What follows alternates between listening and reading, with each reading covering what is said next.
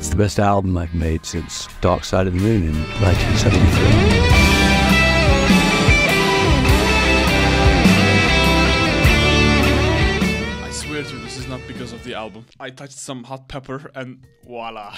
Alright friends, welcome to another video. If you don't know who I am, I'm your best friend in the entire universe in terms of guitar, pedals, guitar tutorials, tone guides regarding Pink Floyd and David Gilmour mostly. I'm the cook. You know, the Piper's Call was out and in a few hours I was able to make tabs, tutorials, backing tracks, cover. Same goes for Between 2 Points, same goes for Dark and Velvet Nights, but nobody actually cared about that. And actually, I was going to make a tutorial about Scattered, my personal favorite from the new album, but it seems like most of you guys don't care about the music, but care about the opinions of others, which is totally fine by me. I mean, I can just make the tutorials on my Patreon. So, of course, I'm not doing this to, you know, promote my work or brag, not like that. I'm just really passionate about music.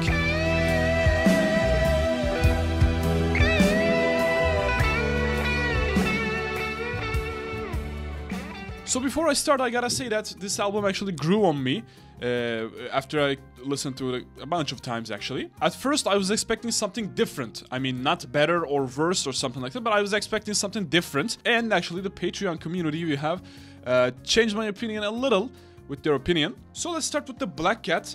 It's very cool stretch sound, neck pickup in my opinion. David Gilmour loves opening the album with something smooth, you know? I mean, considering 5 AM, considering Cluster 1, Sign of Life, Castelraisin, something like that. I don't know how to pronounce that, but I'm gonna make Gdansk tutorial on my Patreon this week because you guys voted for it. Second one is title track, Black and Strange. I expected a lot from this song, I mean, and I expected something different. I'm not saying this is better or worse. It's a little different than what I expected. Killer vocal performance, though I think in the middle of the song, David Gilmour, I mean, he's a little flat, but I mean, the guy's almost 80. And oh my god, what a brilliant performance. It's really cool to hear Rick's keyboard again too. That was really emotional, even for me, you know, I'm a very cold-hearted guy. I really enjoy the mid-2000 Barn Jam stuff. I actually made a cover about 121. Nobody cared, again.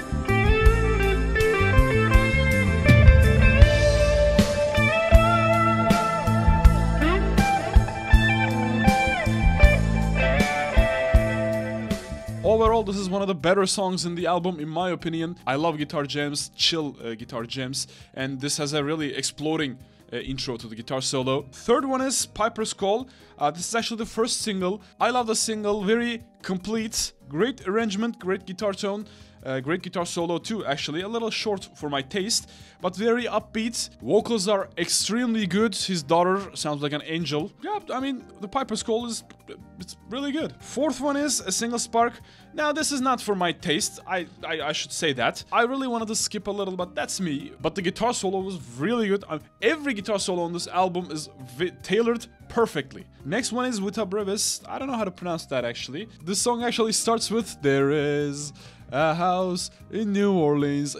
I mean, it made me think about that, actually. Nothing interesting for me going on in this song, actually. It's very skippable for me. Between 2 Points, this is a song for his daughter, which has really good vocals.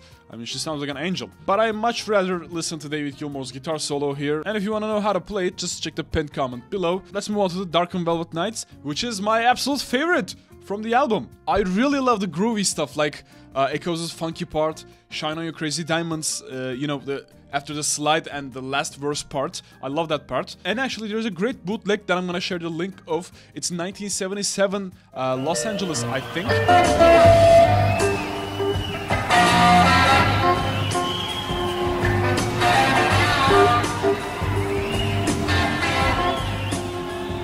Shine on Your Crazy Diamond there is absolutely banger, and this song actually reminds me that kind of upbeat jam. From the moment this song was released as a single, I loved it. I have been listening to it constantly. I was, you know, listening to it while I was, you know, preparing notes for videos, on the road, preparing for work, while I was playing chess and losing, actually. I really love this song. I've been playing it constantly, actually, and I hope David Gilmour plays a very extended guitar solo on live occasions. If you want to know how to play the guitar solo, just check the pinned comment below. Next one is Sings.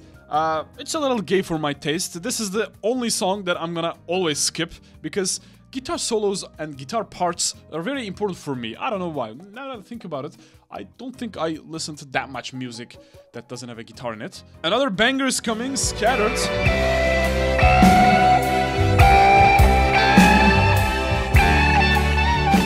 This is the highlight of the album for me, actually, after Dark and Velvet Nights. This is the In Any Tongue I've been waiting. I mean, this is the On an Island I've been waiting. I can't even think how awesome the guitar solo is gonna be on live occasions. I mean, In Any Tongue was perfect, but the live at Pompeii version is right here, you know? Above the frame. Let me see. Yeah, above the frame. On an Island was here, but the Gdansk version of it is here. You know, On the Turning Away was here, but the Delicate Sound of Thunder version is here. You know, you get me. And I think this is the only time David Gilmour used Big Muff for solos on the album. I actually made a perfect cover with perfect guitar tone and everything, but YouTube blocked it. They thought it was the same thing, maybe. I don't know.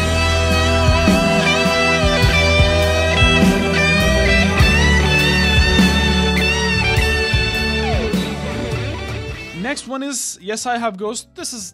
We already knew this one. This was out like 5 years ago. I'm gonna skip this one because this is not a new thing. All in all, it's an album. It's a family album, in my opinion. I don't believe a second that David Gilmour believes this is the best album since Dark Side of the Moon. I mean, there's On an Island, there's 1978 David Gilmour album. About Face doesn't really suit my taste that much, but Red Hot That Luck is very good too. And actually, I'm not even talking about Floyd albums. About guitar work, I mean David Gilmour's part of the album, it was 11 out of 10. I do believe there are guitar solos here that are much better than some of his older work. And you will learn each and every one of them in the following weeks from your best friend Musti. If you're interested in David Gilmour and Pink Floyd, guitar tones, guitar tutorials, tabs, backing tracks, just join hundreds of people and me at my Patreon.